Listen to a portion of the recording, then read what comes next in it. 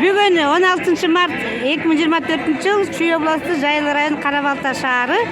Энен асааты айымдар тобунун жетекчиси Айманбетова Захирахан эжебизге мына куттуктоосун айтам деп турат. Эжеге сөз берейин. Бүгін жақсы күн болот атат, майрам. Масленица деген майрамды биздин кыргызча айтып майрам болот атат. Биякта куймак майрам деп коет экен. Ошо майрамыбыздар менен куттуктайбыз.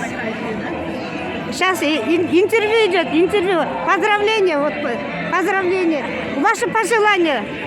Всем здоровья, счастья, мирного неба над головой. Ой, спасибо. Всем здоровья тоже и всем хорошего настроения, счастья. Дай Бог, чтобы во всем мире было. Да здравствует город Карабалта. Да здравствует город Карабалта.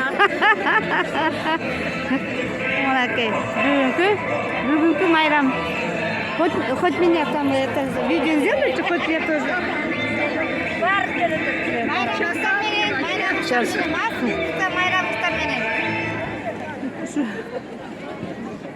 Ага. Все.